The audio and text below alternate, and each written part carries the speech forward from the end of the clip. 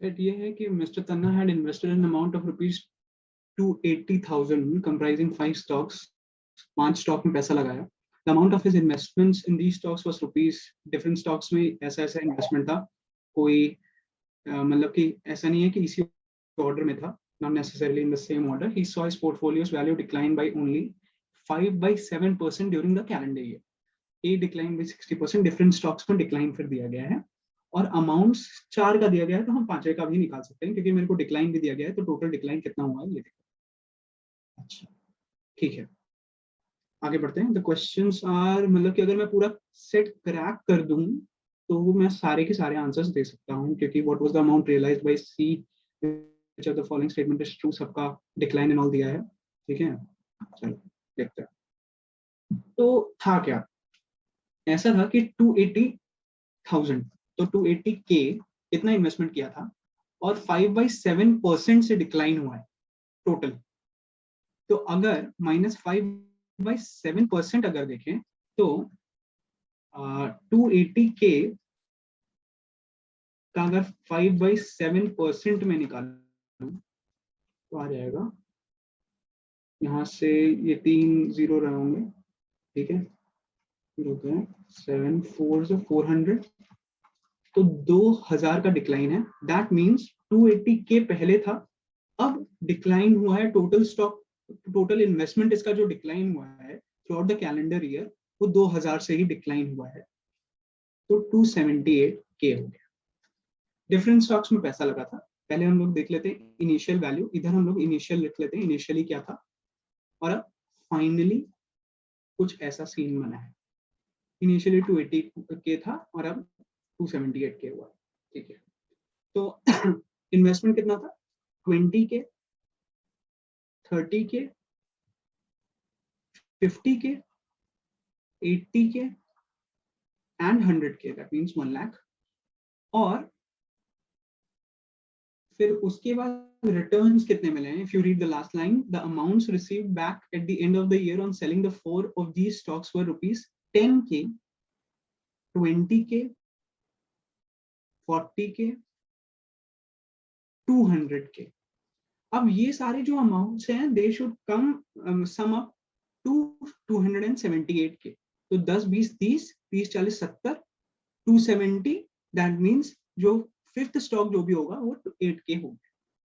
ठीक है, अब इतना मेरे को समझ में आया कि ये इनिशियल वैल्यूज थी स्टॉक्स की और ये इधर final values.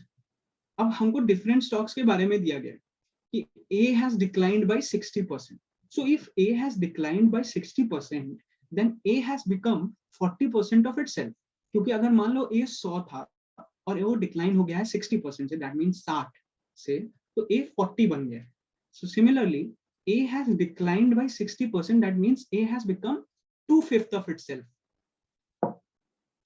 And B has declined by 80%, that means B has become 1/5 of itself.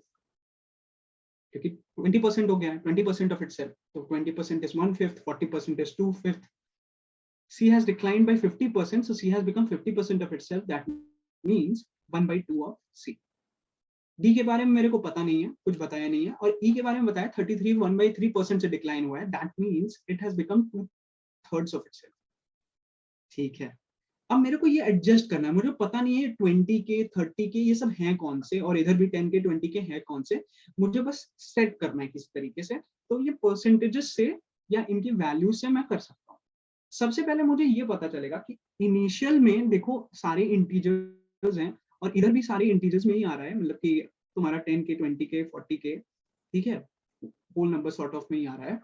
तो अगर मैं देखूं तो अगर E को ऑब्जर्व करो, E को ऑब्जर्व करो तो E has become 2/3 of itself.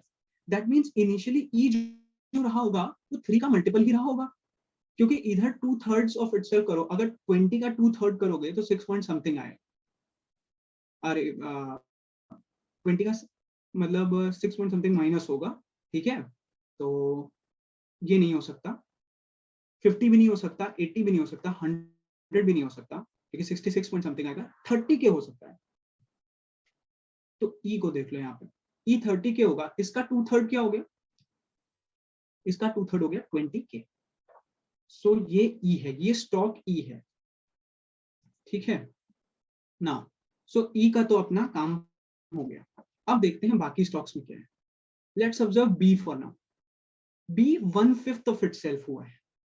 तो अगर 20 का 1/5 में देखूं, 20 का 1/5 क्या होगा 4K। तो फाइनल वैल्यू में कहीं 4K आ रहा है, नहीं आ रहा है। 50 का 1/5 क्या होगा 10K। तो ये बी ये हो सकता है और बी ये हो सकता है, ठीक है। 1/5 ऑफ 80, 1/5 ऑफ 80 क्या है 16, वो नहीं हो सकता क्योंकि फाइनल वैल्यूज में कोई 16 है ही नहीं, 16 है ही नहीं।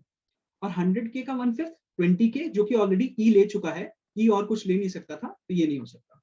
सो बी यही है 50K और 10K, ठीक। ये इनिशियल वैल्यू है इधर और ये इधर फाइनल वैल्यू ना। अब 20K है, 80K है और 100K है और इधर ये 3 वैल्यूज बची और बी का भी अपना काम हो चुका है।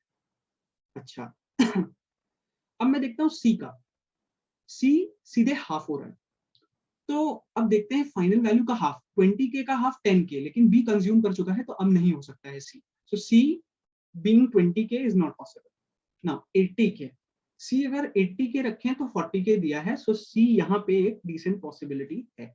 100K का हाफ 50K अगर इधर फाइनल होता तो मैं रखता, लेकिन नहीं है, इस वजह से सी 80K था जिसकी अब फाइनल वैल्यू 40K हो चुकी है, ठीक है ना। सी भी हो गया अपना एडजस्ट, तो सी का भी काम खत्म। लेट्स सी अब ए कहां एडजस्ट हो सकता है। ए है 2/5 ऑफ इटसेल्फ, 2/5 ऑफ 100 निकाल के देखते हैं। 2/5 ऑफ 100 तो 520 और 40 आता, फाइनल वैल्यू 40 आ जाती लेकिन फाइनल वैल्यू 40 ऑलरेडी सी ले चुका है, तो अब ए नहीं हो सकता है 100K। तो ए सिर्फ ये 20K ही एक पॉसिबिलिटी है जो बची है। और देखो 20K का अगर 2/5 करो तो वो 8K के बराबर आ जाता है, इस वजह से ये हो जाएगा ए ना। अब डी को देखो, तो डी बचा हुआ यही होगा, यही बचा हुआ स्टॉक है और ये डी होगा। सो अगर देखो 100K से 200K हो गया है, सो डी हैज इंक्रीज्ड, डी अब 2D बन चुका है, सो डी हैज इंक्रीज्ड बाय 100%।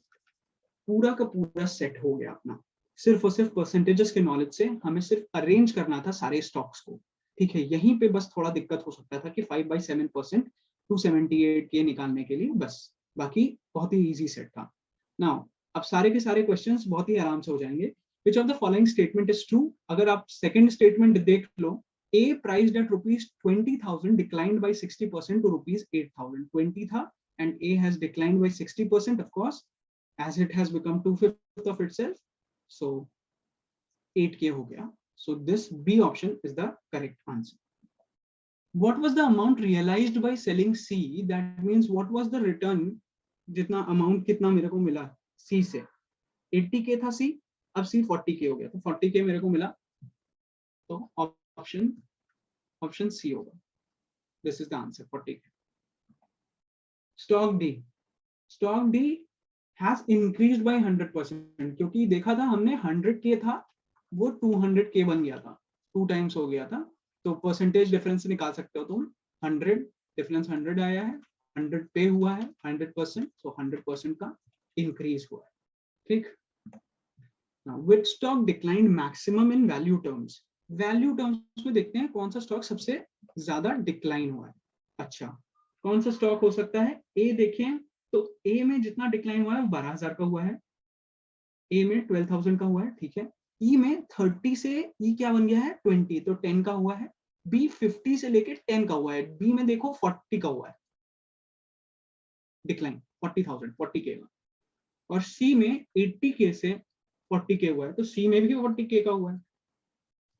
और डी तो खैर बढ़ा ही है, मेरे से सिर्फ डिक्लाइन पूछा है, ठीक है। तो which stock declined maximum in value terms? So both B and C are the answer, because both B में भी 40K का डिक्लाइन हुआ है और C में भी 40K का डिक्लाइन हुआ है। So overall this set was very easy. थोड़ा हाँ पेपर सेटिंग में हो सकता है ये डरावना लग सकता है क्योंकि बहुत सारा नंबर्स एंड ऑल है। सो नंबर्स के जिनके लिए एफिनिटी है वो आराम से कर सकते थे। So okay, that's it.